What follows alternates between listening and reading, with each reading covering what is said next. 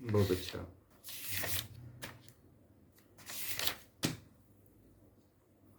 बहुत अच्छा आपने पढ़ा।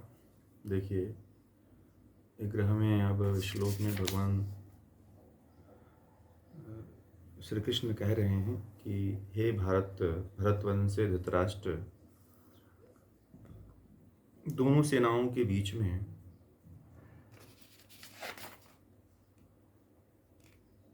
श्री कृष्ण ने कहा, तू उनके लिए शोक कर रहा है जिनके लिए शोक नहीं करना चाहिए। मतलब जिनके लिए शोक नहीं करना चाहिए उनके लिए तू शोक कर रहा है और साथ ही ज्ञान की बातें करता है। अब कह रहे हैं कि तू उनके लिए शोक कर रहा है जिनके लिए शोक नहीं करना चाहिए, और उसके साथ साथ तुम बड़ी बड़ी बातें कर रहे हो, बड़ी बड़ी ज्ञान की बातें कर रहे हो। पंडित लोग न मरों के लिए शोक करते हैं, न जीवितों के लिए। तो यहाँ पे भगवान श्री कृष्ण ने कहा कि जो विद्वान लोग होते हैं, जो ज्ञानी लोग होते हैं, पंडित मतलब ज्ञानी, ठीक है। पंडित मतलब होता है विद्वान, नोट कर लीजिए। पंडित मतलब होता है ज्ञानी विद्वान, जो विद्या को जानने वाला हो, उसे विद्वान कहते हैं, ज्ञानी कहते हैं। तो भगवान श्री कृष्ण कह रहे हैं कि तुम उनके लिए शोक कर रहे हो जिनके लिए शोक नहीं करना चाहिए। ये दुष्ट कहाँ, ये जब सारे दुष्ट थे, ये जब दुष्टता दिखा रहे थे, तब तुम्हारी इतनी ज्ञान की बुद्धि कहाँ चली गई थी, जो तुम इनके लिए इतना ज्ञान की बातें कर रहे हो। वीडियो ऑन कर लिया करिए, आप लोग, है ना, वीडियो ऑन रखा करिए।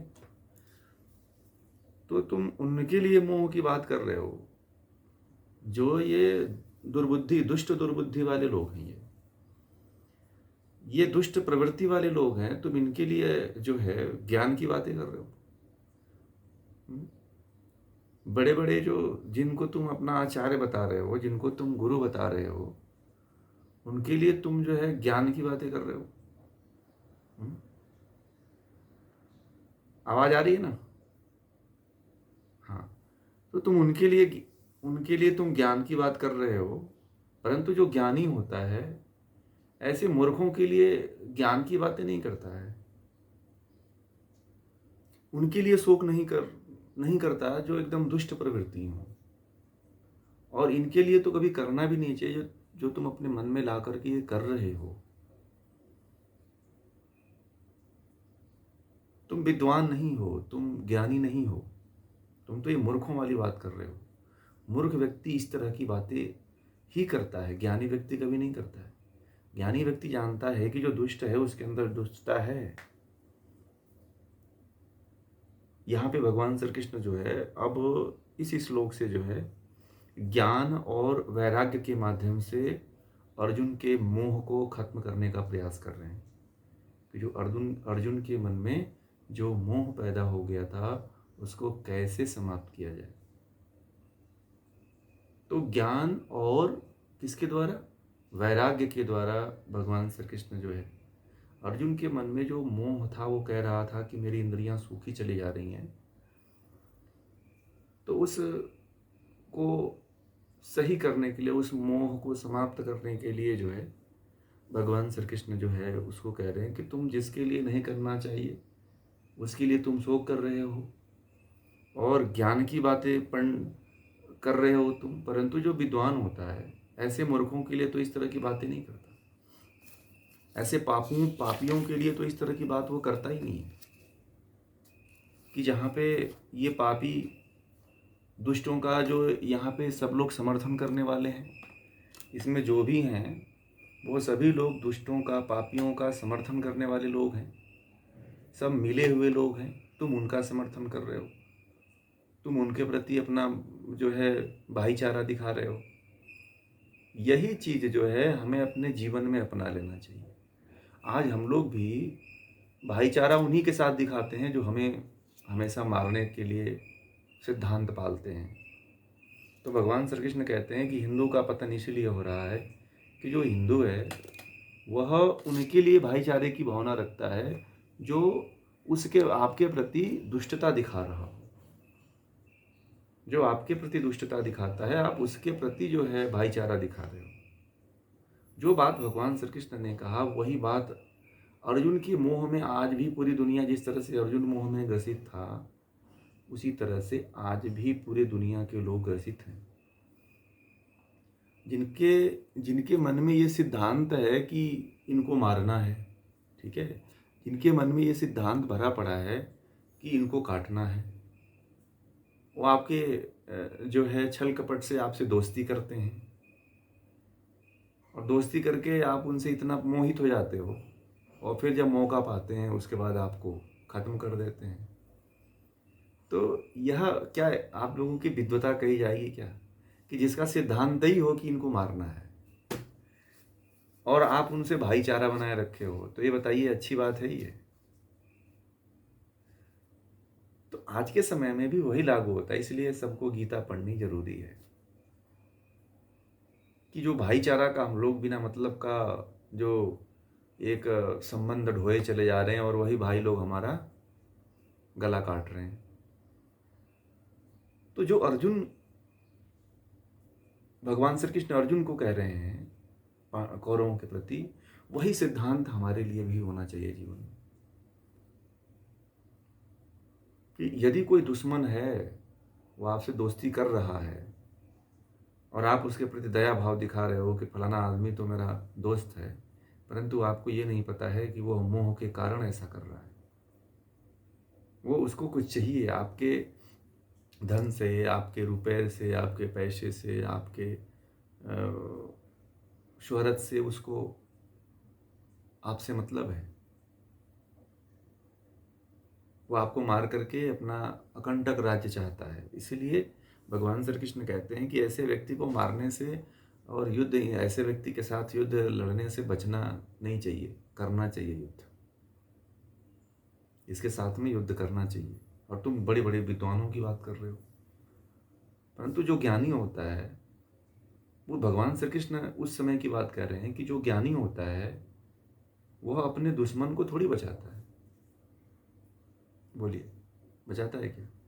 जो ज्ञानी होता है वह अपने दुश्मन को नहीं छोड़ता है। अपने दुश्मन को, अब उसके विपक्ष में चाहे कोई भी खड़ा हो जाए, चाहे क्यों ना दुश्मनी, अब युद्ध में आपका भाई आगे खड़ा हो जाए तो उस समय आप मुंह दिखाएंगे?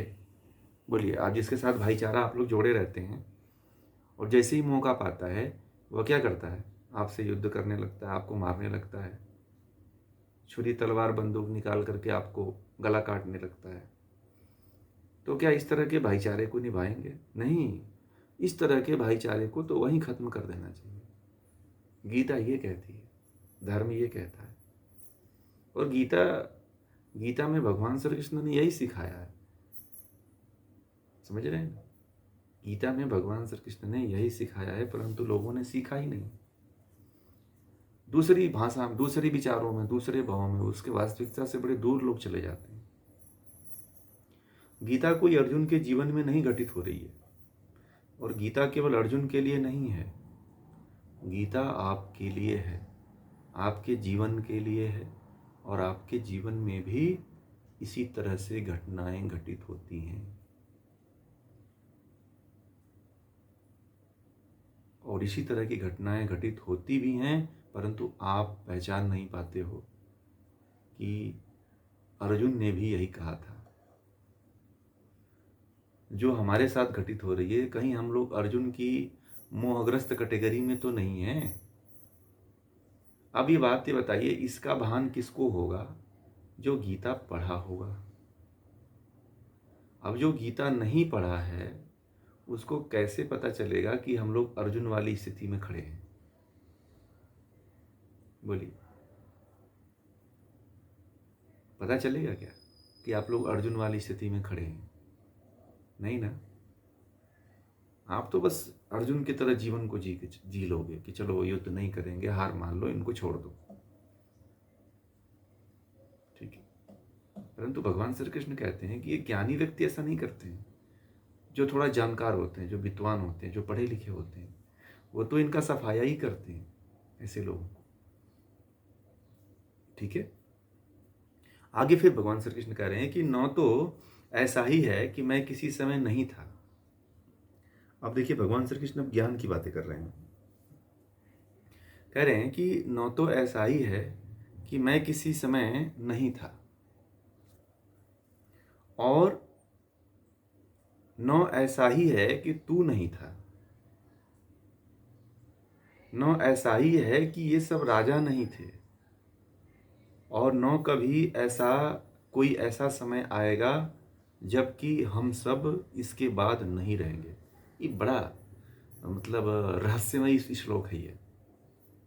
इसको थोड़ा सा समझाएंगे आप लोगों को, ये क्या कह रहा है।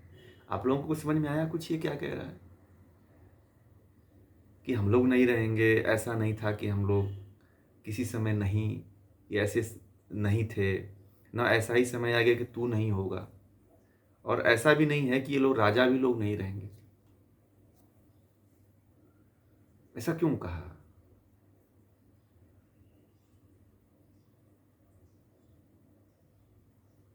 बोलिए। प्रणाम प्रणाम।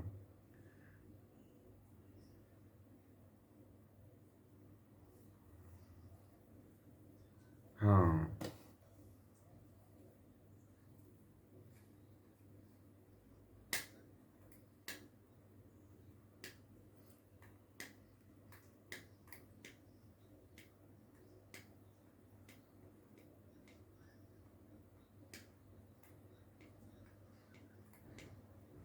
हम्म।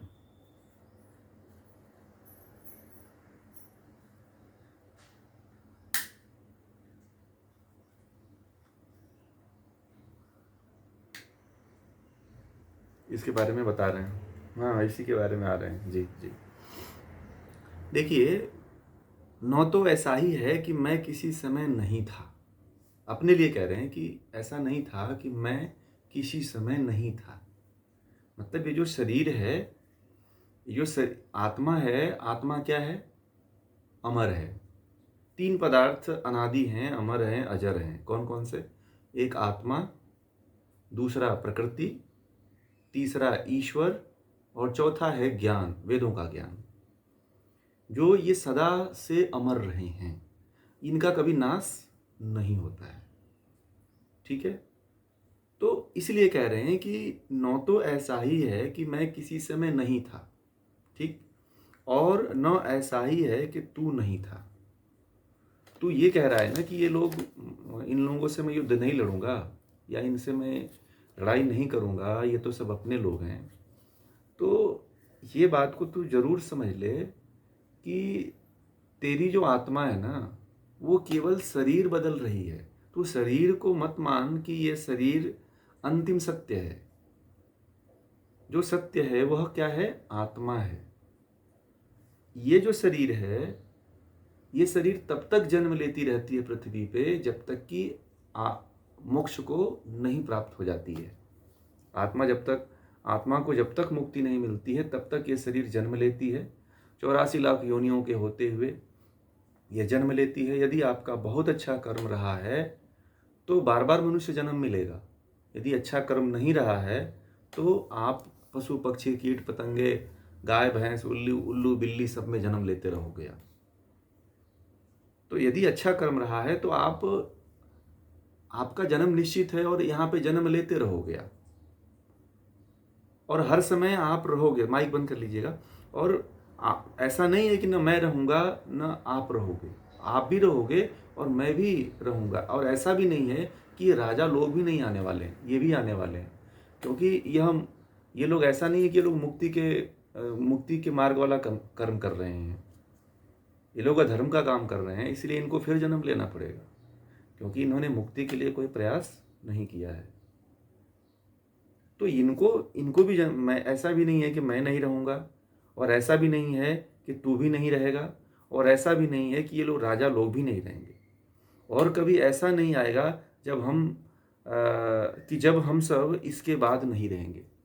और ये भी कहते हैं कि ऐसा भी नहीं है कि ये जो हम सब लोग यहाँ पे जो कुरुक्षेत्र के भूमि में युद्ध करने के लिए आए हैं, ऐसा भी नहीं आएगा कि हम सब लोग जो है एक साथ नहीं होंगे। तो ये इसलिए ये इस बात को कह रहे हैं कि पुनर्जन्म होता है कर्मों के अनुसार आत्मा का। जब तक आत्मा मुक्त नहीं होती है तब तक यह शरीर धारण करती रहती है। ये सांख्य दर्शन है। यहाँ पे सांख्य दर्शन की बात कर रहे हैं कि ये शरीर तब तक जन्म लेती रहती है जब तक कि आप मुक्त नहीं हो जाते हो, आपकी मुक्ति नहीं हो जाती है, तब तक आपकी शरीर ऐसे ही जन्म लेती रहेगी।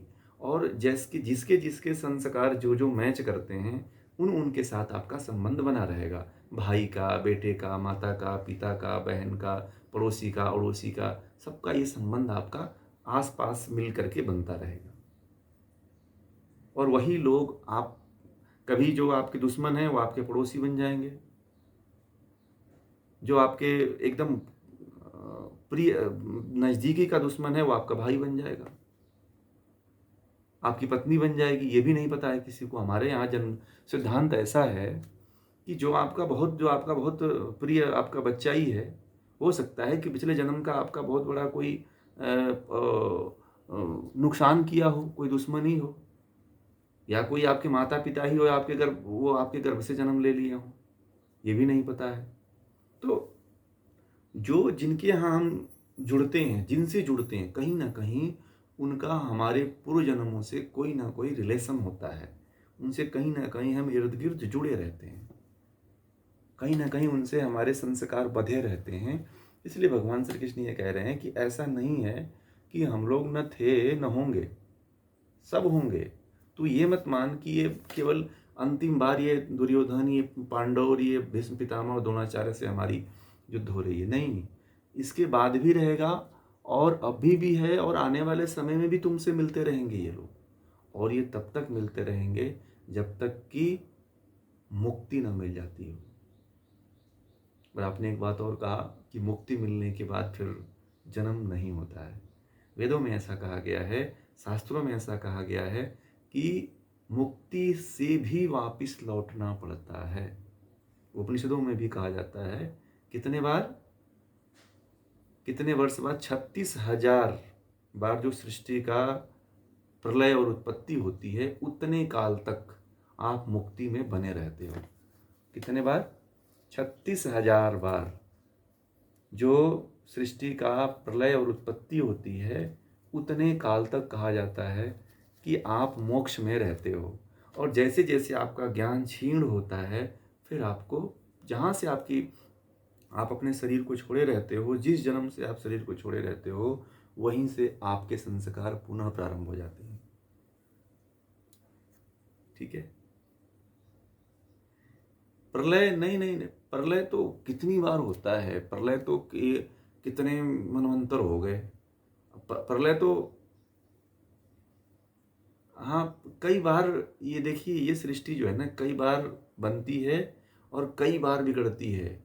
जैसे कि 4 युग आए, चारों युग चले गए, फिर प्रलय हो गया, फिर 4 युग आए, फिर आए, ऐसे युग आते रहते हैं और युग बीतते जाते हैं, फिर प्रलय होता है, फिर उत्पत्ति होती है, फिर प्रलय होता है, फिर उत्पत्ति होती है। ऐसे जो है 36,000 वर्ष तक जो है, आप यदि अभी मेहनत कर लोगे तो 36,000 वर्ष तक जो है आप मुक्ति में रहोगे, मुक्ति के पीरियड में रहोगे। और जैसे ही मुक्त, क्या होता है कि जीवात्मा को इसलिए लौटना पड़ता है कि ज्ञान धीरे धीरे क्षीण होने लगता है। और जब ज्ञान क्षीण होने लगता है तो एक लिमिट समय है मुक्ति का भी, क्योंकि हमारे और आपके इतने कर्मों के संस्कार हैं, जो उन कर्मों के संस्कार के कारण हमें लौटना पड़ता है। और दूसरी बात ये भी है कि जो है ये जो क्रम चलता है, यह क्रम केवल जीवात्मा के लिए है। जीवात्मा क्योंकि सर्वशक्तिमान नहीं है, केवल परमात्मा ही सर्वशक्तिमान है, परंतु जीवात्मा कभी नष्ट नहीं होती है, दुखों को भोगती है, कष्ट को भोगती रहती है, फिर जन्म लेती है, मरती है, जन्म लेती है, मरती है। यह क्रम जीवात्मा के साथ केवल चलता है। प्रकृति का भी देखो, प्रकृति अभी किस रूप में दिखाई दे रही है? सृष्टि के रूप में दिखाई दे रही है। इसका विनाश होता है, ये भी बनती है, बिगड़ जाती है, बनती है, बिगड़ जाती है। परंतु केवल एक परमात्मा है जो शाश्वत, जैसा है वैसा ही रहता है। और परमात्मा के ही आनंद वो परमात्मा के ही कृपा को प्राप्त होने के लिए जो है जीवात्मा का जन्म होता है। और एक 36,000 वर्ष कम थोड़ी होता है, 36,000 मनवंतर, सॉरी 36,000 बार जो उत्पत्ति और प्रलय होता है वो कम थोड़ी होता है। उसका काल है 31 नील 10 खरब 4 अरब वर्ष है। जो मुक्ति का काल है 31 नील 10 खरब 4 अरब वर्ष जो है मुक्ति का काल है, नोट कर लीजिएगा। 31 नील 10 खरब 4 अरब वर्ष तक जो है आपका मुक्ति का पीरियड काल होता है। उसके बाद मुक्ति, आप जब वेदों को पढ़ेंगे, उपनिषदों को पढ़ेंगे, तो उसमें यह लिखा हुआ है कि मुक्ति से भी वापस लौटना पड़ता है। नहीं तो ये जितनी जीवात्माएं हैं जहाँ से जन्म उनका छूटा रहता है, फिर वहीं से प्रारंभ होता है। जब मुक्ति से लौटती हैं तो फिर उनको कर्म करना पड़ता है, फिर उनको अच्छे कर्म करने पड़ते हैं, फिर जो है उनको संस्कार बनाने पड़ते हैं, इस तरह से। अब आगे जो है, अब ये जो है भगवान श्री कृष्ण ऐसा कहते हैं अर्जुन को कि तू ये बात को समझ ले कि ये जन्म तेरा केवल आखिरी जन्म थोड़ी है, तेरे बहुत से जन्म होंगे। तू आज इस जन्म में उत्पन्न हुआ है, कल कोई और योद्धा होगा, परसों कोई और योद्धा तू होगा। तेरा ये केवल आखिरी जन्म नहीं है कि तू मान रहा है कि मेरा ये आखिरी जन्म है। इसके बाद भी तेरा जन्म होता रहेगा, तू आता रहेगा, जन्म लेता रहेगा, और जब तक तू जन्म लेता रहेगा, जब तक कि तेरी मुक्ति ना हो जाए। इसीलिए देखिए, और एक बात और भी बता दूं कि ये मनुष्य शरीर ऐसा नहीं है कि आपको हर बार मिलेगा, इस बात को समझिएगा। ये भी जो है 84 लाख योनियों के बाद मिलता है। योनियों का मतलब समझते हैं? योनियां जितने भी जीव जंतु हैं, पशु पक्षी कीट पतंग, हाथी बैल घोड़ा बकरी, ये सब योनियों से होते हुए हमको गुजरना पड़ता है। क्यों? क्योंकि हमारा जैसा कर्म रहता है वैसा ही हमारा जन्म होता है। अब एक बात और आप लोगों को बता दूं कि मनुष्य जन्म कब मिलता है। मनुष्य जन्म मैंने कई बार बता चुका हूं, परंतु फिर आप लोगों को बता रहा हूं कि मनुष्य जन्म मिलने के लिए अगर आपने अपने जीवन काल में 50% अच्छा कर्म किया है और 50% बुरा कर्म किया है, तो 4th ग्रेड का मनुष्य जन्म मिल जाएगा। उसमें कोई ज्ञान नहीं होगा आपके पास कि आप मुक्ति का प्रयास कर सको। केवल खाओगे कमाओगे, खाओगे कमाओगे, इसी में जीवन आपका खत्म हो जाएगा। अगर आपने इस जन्म में 50% से ज़्यादा पुण्य कर्म कर लिया, 70 कर लिया, 80 कर लिया, 90 कर लिया, तो आपका जन्म जो होगा बहुत अच्छे परिवार में जन्म होगा, किसी अच्छे विद्वान माता पिता के घर में जन्म होगा, जहाँ पे आपको जल्दी ही यह सभी शास्त्रों का ज्ञान प्राप्त हो जाएगा, जैसे आदि शंकराचार्य को प्राप्त हो गया था। वह 16 साल की उम्र में ही सारी शास्त्रों के ज्ञाता हो गए थे, सब शास्त्रों को पढ़ लिए थे। भगवान श्री कृष्ण भी बहुत कम उम्र में ही सारे शास्त्रों का ज्ञान ले लिए थे। भगवान राम के साथ भी ऐसे ही हुआ।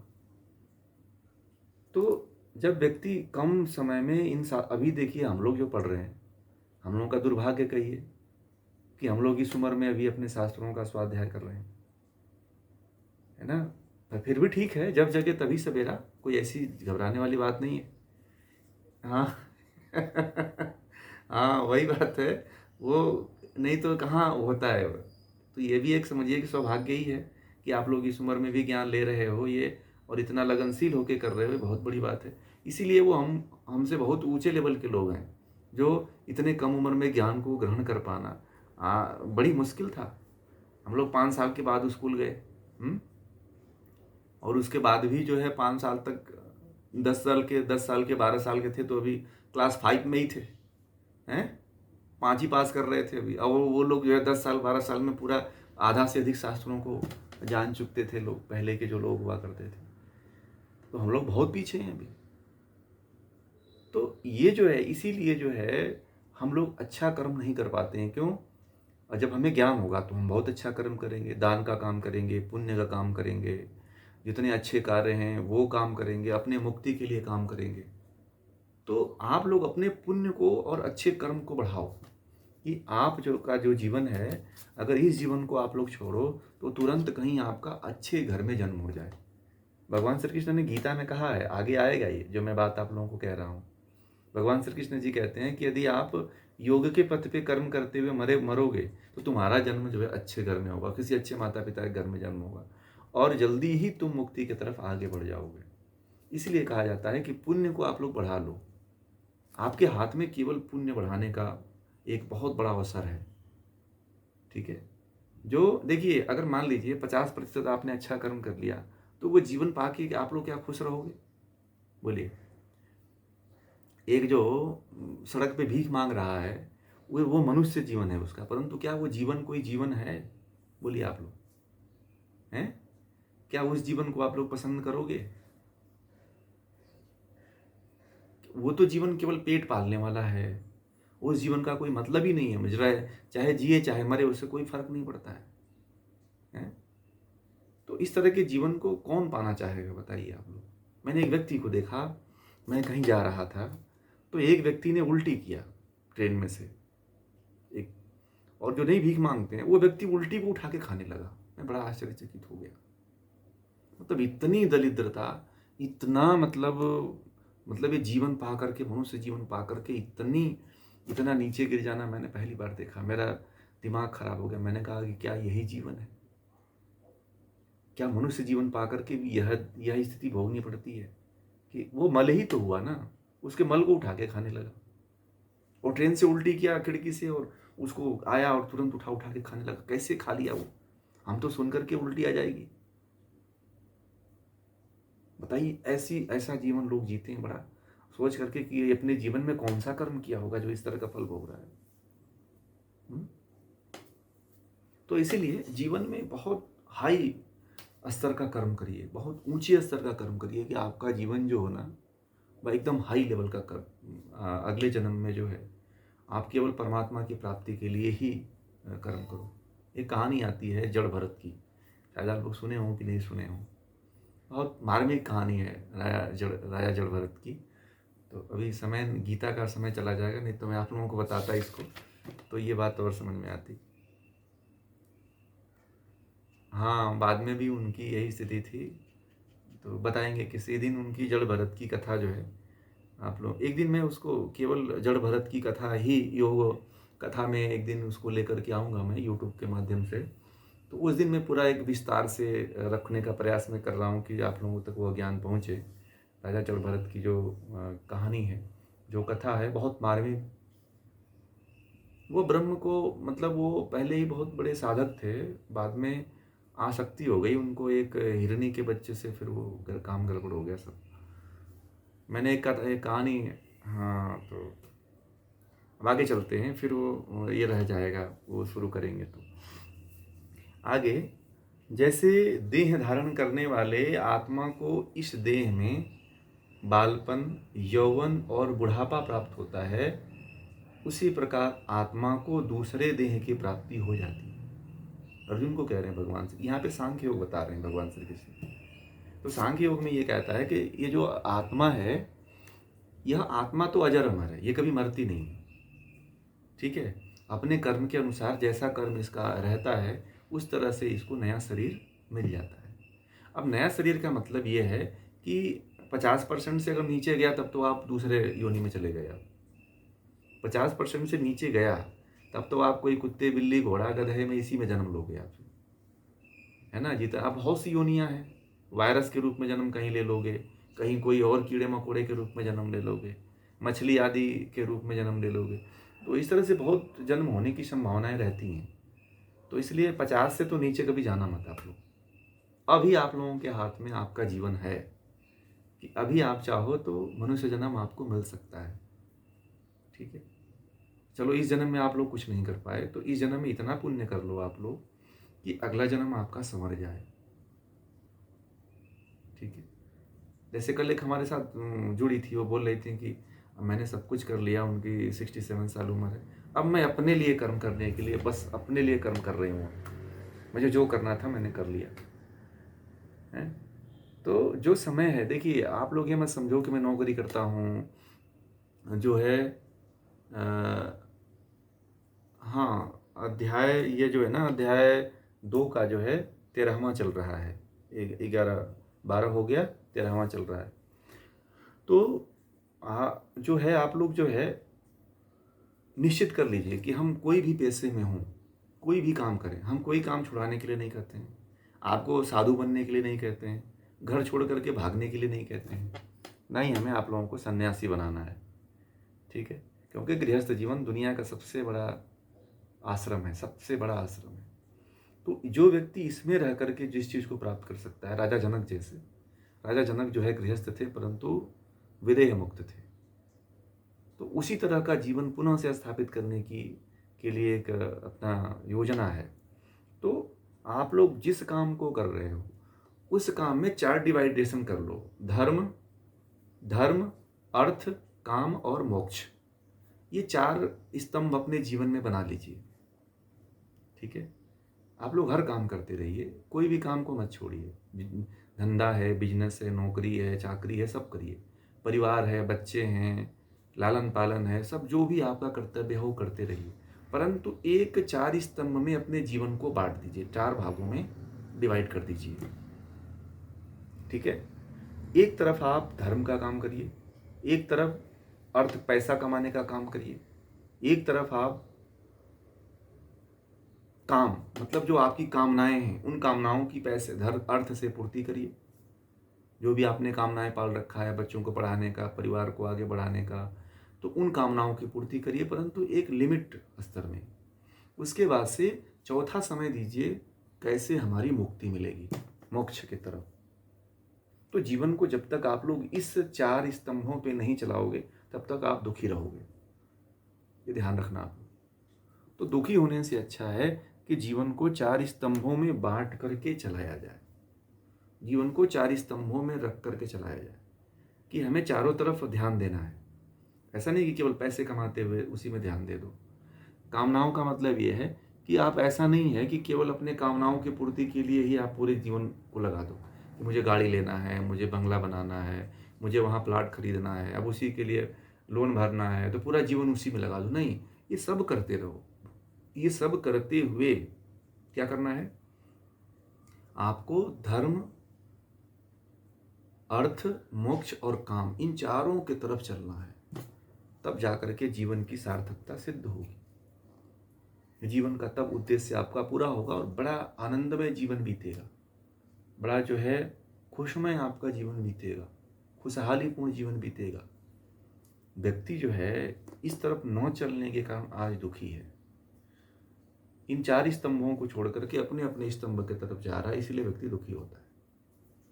और आगे कहते हैं कि जैसे अब तुम ये कह रहे हो ना, कि अर्जुन से कह रहे हैं कि तुम ये कह रहे हो कि अब मैं इनसे युद्ध नहीं करूंगा, तो अब वो कह रहे हैं कि जैसे देह धारण करने वाला आत्मा को इस देह में, अब आप लोग जो शरीर धारण किए हुए हो, इस शरीर में पहले क्या आता है? बचपन आता है, बालपन आता है, बाल्यावस्था आती है, फिर क्या आती है? यौवन अवस्था आती है, फिर जो है प्रौढ़ावस्था आती है, और उसके बाद जो है बुढ़ापा अवस्था। 4 अवस्थाएं होती है ना। ये 4 अवस्थाएं आपके जीवन से जाती हैं और आपको पता भी नहीं चलता है कि ये 4 अवस्थाएं बीत गई। आपका यौवन आपके सामने चला गया, आपका बालपन आपके सामने चला गया, आपकी प्रौढ़ावस्था आपके सामने चली गई, और आपके सामने आपका बुढ़ापा जा रहा है। जा रहा है कि नहीं जा रहा है?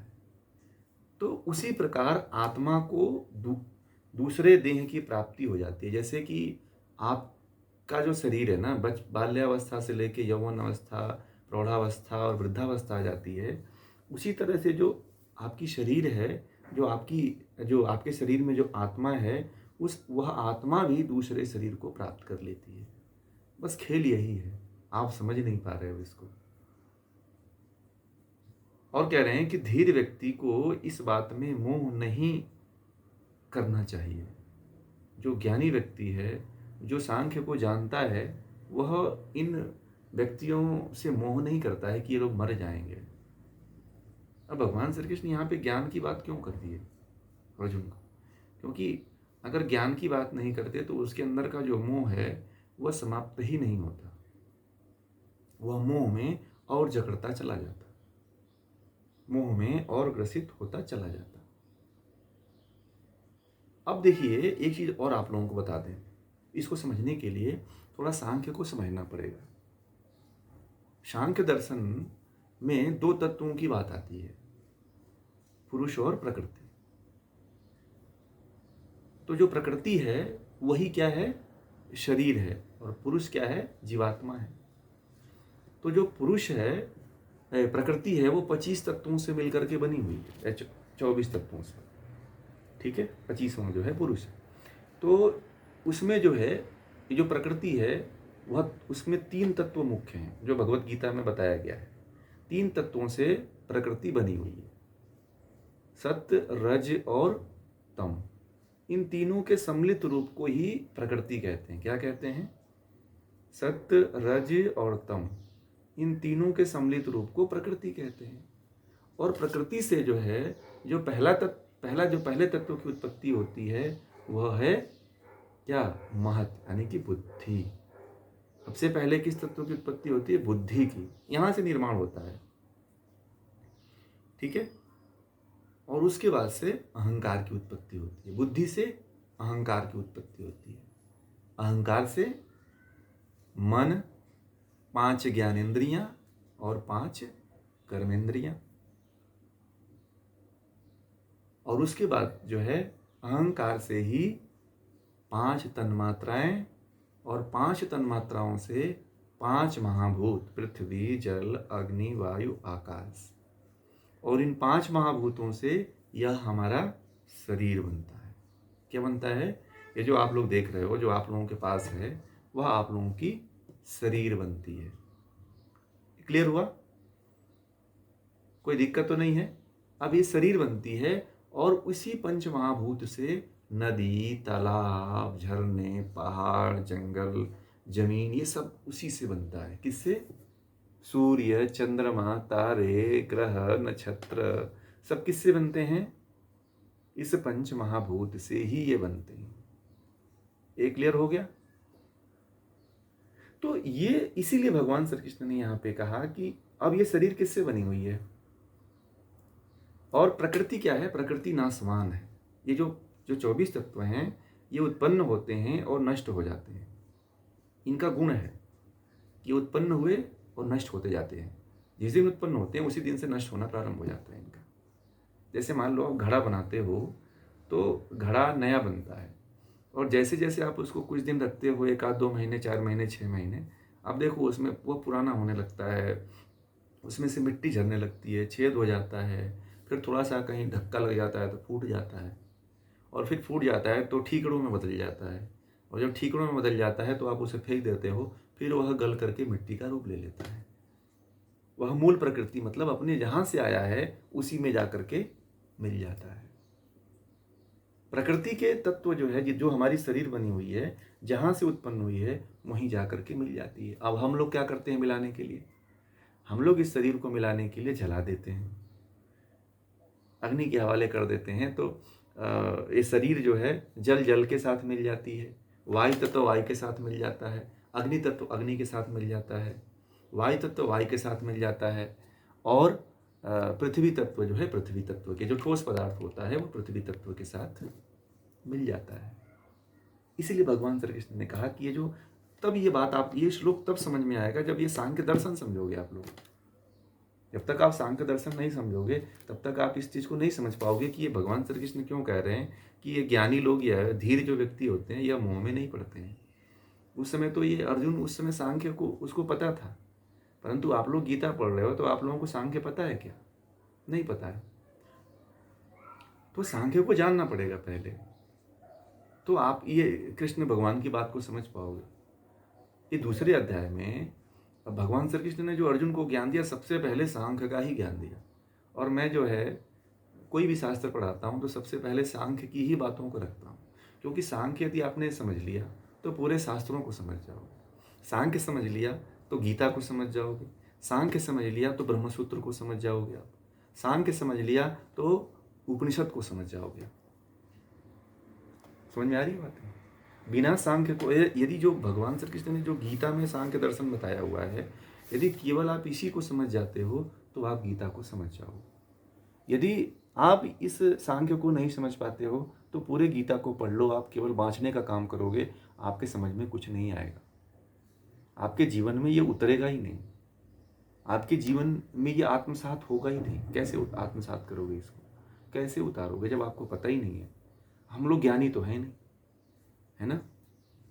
ज्ञान तो लेना पड़ता है ना, जब तक ज्ञान नहीं होगा तब तक आप इसको समझोगे कैसे? अब ये जो बातें हैं आम इंसान तो समझ ही नहीं पाता है कि ये शरीर की अवस्था आती है और फिर चली जाती है, उसी प्रकार आत्मा शरीर में आती है और फिर चली जाती है। तो यहाँ पे क्या क्या कौन सा किसका नाश हुआ? प्रकृति का नाश हुआ ना। अब शरीर किससे बनी हुई है? प्रकृति से बनी हुई, यानी कि पंच महाभूतों से बनी हुई है। तो ये पंच महाभूतों का नाश हो रहा है ना? और ये जो प्रकृति का जो दो मुख्य उद्देश्य होता है जिसके लिए हमारा शरीर, प्रकृति का दो कार्य होता है। क्या काम होता है? या तो भोग के लिए या तो अपवर्ग के लिए। अपवर्ग मतलब मोक्ष के लिए।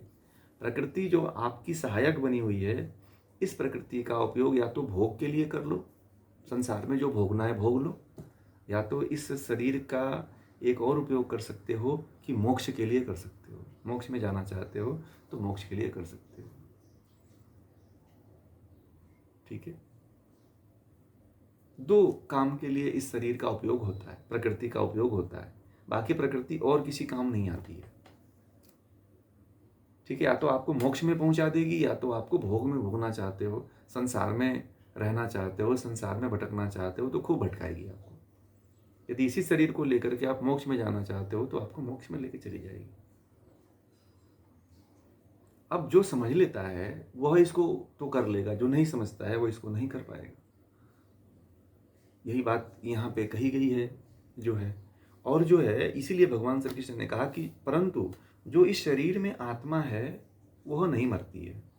इस शरीर का तो नाश हो जाता है, परंतु जो आत्मा है उसका नाश नहीं होता है, मूल प्रकृति का नाश नहीं होता है। जो मूल प्रकृति है, जो सतरजतम के रूप में है, उसका नाश नहीं होता है।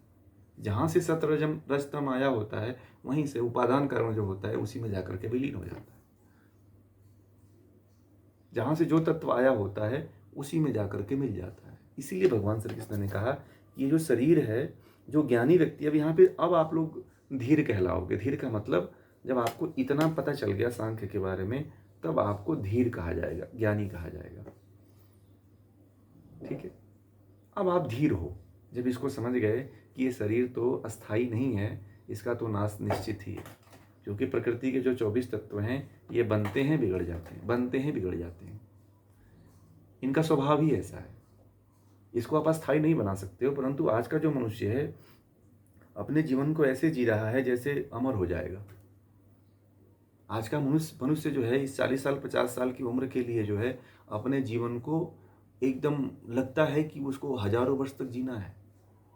इस तरह से वो दुनिया को बनाने में लगा हुआ है, संसार को बनाने में लगा हुआ है, पैसा कमाने में लगा हुआ है।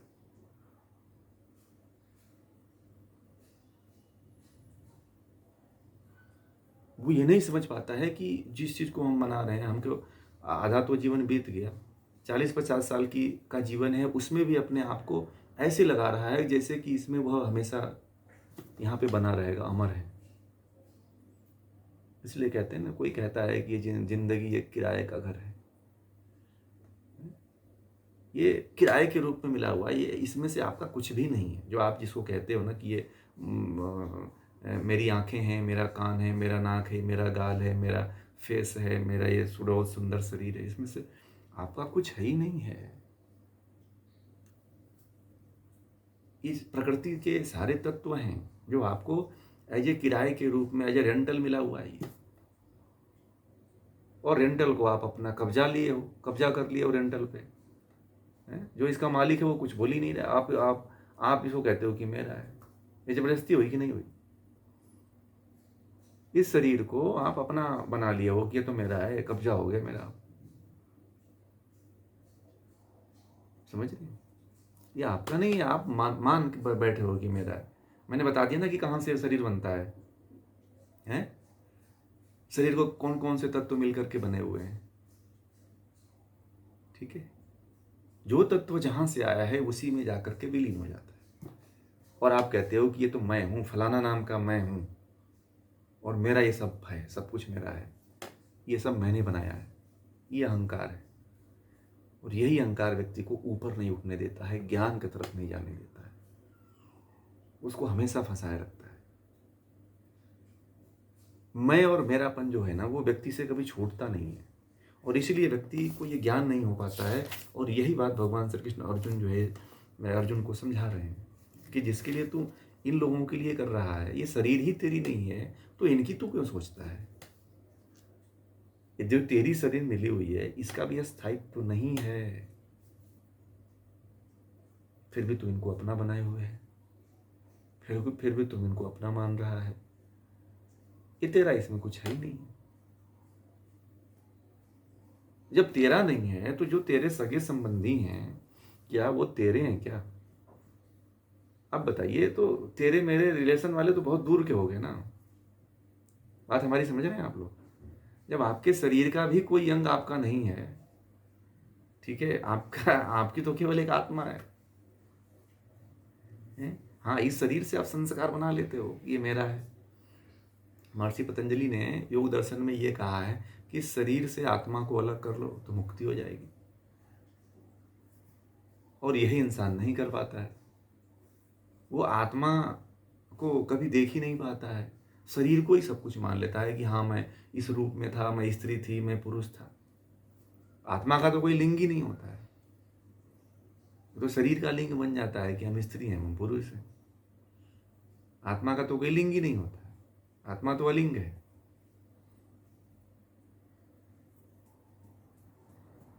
और हम लोग कहते हैं हम तो स्त्री हैं, हम तो पुरुष हैं। जो आत्म भाव में जीता है, उसके उसके अंदर कोई भेद ही नहीं होता स्त्री पुरुष में। और हमारे लिए तो बड़ा अंतर हो जाता है, अरे ये तो स्त्री है, इतना सुंदर है। वही आत्मा अज्ञानता में जो है दूसरी आत्मा से मोहित हो जाती है, ये तो बड़ा सुंदर है। अज्ञानता के कारण हर आत्मा जो है एक दूसरे आत्मा से अट्रैक्ट में आ जाती है। वो कहती है मैं तुमसे प्यार करता हूं। इतना प्यार तो परमात्मा के प्रति दिखा देता तो शायद वो मुक्त हो जाते। अज्ञानता के कारण ऐसा लगता है, हमें हमें आत्मा नहीं दिखाई देती है, हमें उस व्यक्ति का केवल शरीर दिखाई देता है, क्योंकि हम शरीर को आत्मा मान लेते हैं, इसलिए ऐसा होता है।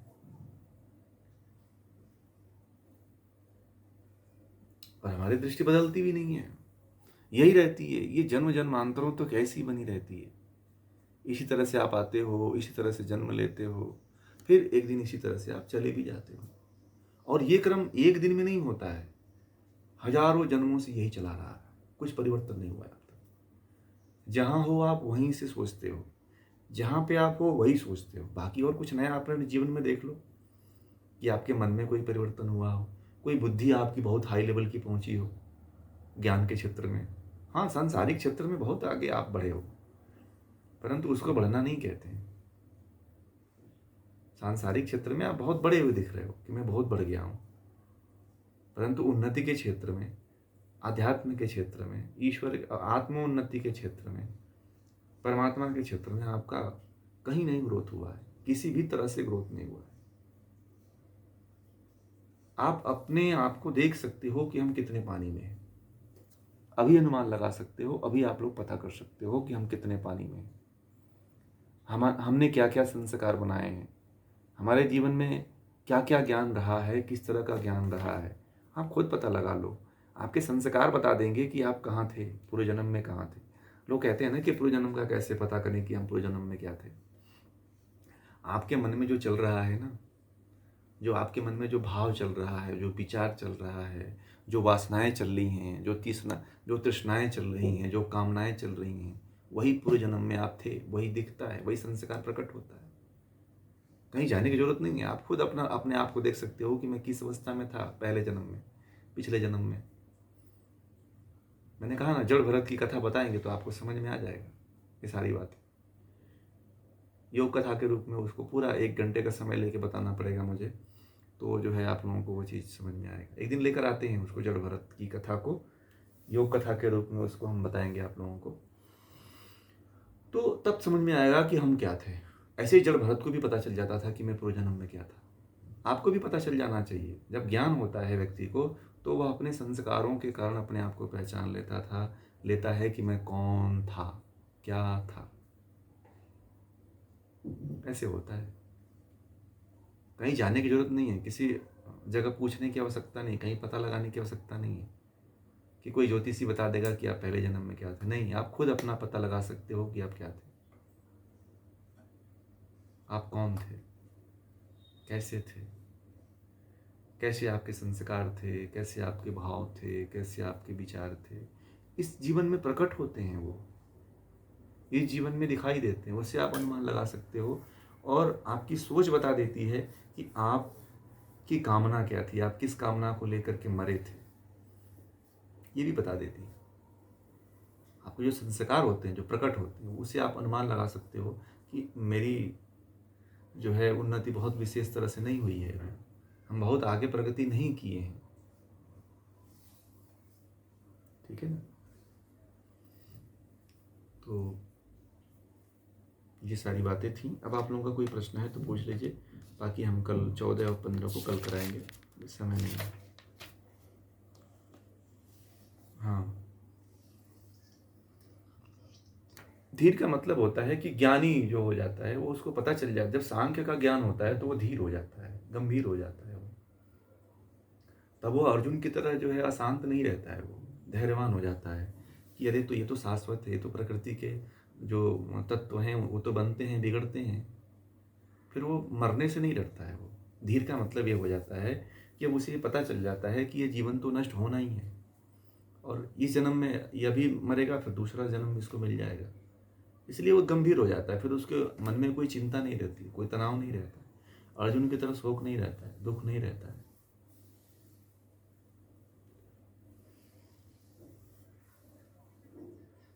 जिसका सांख्य का मतलब होता है संख्या, जिसमें संख्या के द्वारा ज्ञान हो उसे सांख्य कहते हैं। ठीक है। जिसमें मैंने कहा कि 24 तत्व हैं, तो ये 24 जो है संख्या, 24 जो संख्या है, 25 जो तत्व हैं, उन तत्वों को जान लेने से जो है उसी को संख्या सांख्य कहते हैं। जो भी बताया ना, 25 तत्व हैं, जो मूल प्रकृति, महत, अहंकार, मन, 5 ज्ञानेंद्रियाँ, 5 कर्मेंद्रियाँ, 5 तन्मात्राएं, पंच महाभूत और ये शरीर।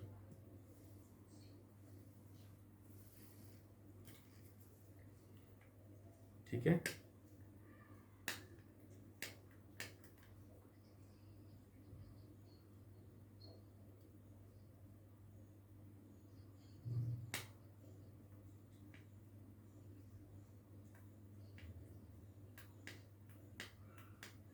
धीर आप अपने आप में हो सकते हो। जब आपको ज्ञान हो जाएगा तो धीर अपने आप में हो जाओगे आप। मॉडल के रूप में भगवान श्री कृष्ण हैं, जो अर्जुन को उपदेश दे रहे हैं, वो धीर पुरुष ही तो हैं। उनको तो पता है ना कि एक दिन इसको मरना है, एक दिन इस शरीर को छोड़ना है। तो धीर तो हमारे लिए मॉडल तो वही है। उनसे बड़ा कौन मॉडल हो सकता है हमारे लिए, है ना।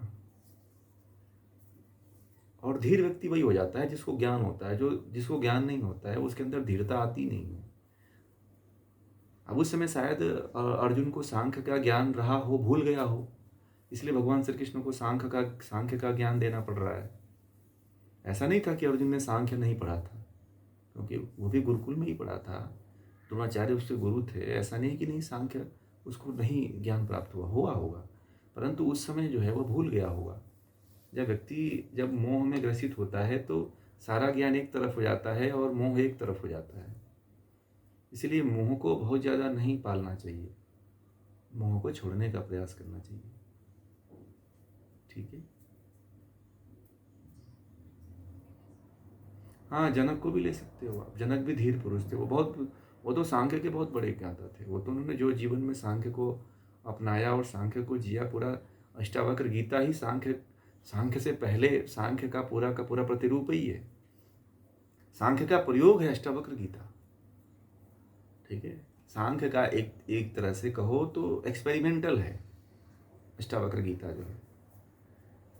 और उससे भी बड़ा एक्सपेरिमेंट जो है ये कर रही है।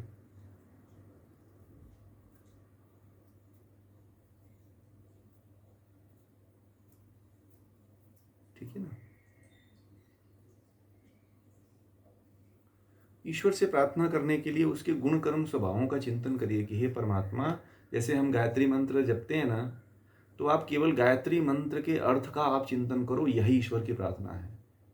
ठीक है। जैसे हम कहते हैं कि हे सर्वरक्षक, हे प्राण स्वरूप, दुख नाशक, सुख स्वरूप, तो एक एक अक्षर का आप चिंतन करते रहो। तेजस्वी, पाप नाशक, देव स्वरूप परमात्मा, हम आपको अपने अंतःकरण में धारण करते हैं। आप हमारी जो बुद्धि है उसको श्रेष्ठ मार्ग पे पहुंचा दो बस, तो मेरा जीवन धन्य हो जाएगा, मैं मुक्ति को प्राप्त कर लूँगा। ठीक है। अब केवल गायत्री मंत्र के अर्थ का आप चिंतन करो, यही ईश्वर की प्रार्थना है। भगवान श्री कृष्ण ने भी गीता में कहा है कि मंत्रों में मैं गायत्री मंत्र हूँ। तो गायत्री मंत्र से बड़ा कोई मंत्र है ही नहीं है, और इस मंत्र में सब कुछ आ जाता है, कुछ छूटता ही नहीं है। और केवल आप इस मंत्र का चिंतन कर लो तो सब कुछ प्राप्त कर लोगे, ईश्वर को जान लोगे आप, ईश्वर है क्या। ठीक है ना। कहीं कुछ जाने की जरूरत नहीं है, आप केवल गायत्री मंत्र के अर्थ का चिंतन करो। ठीक है।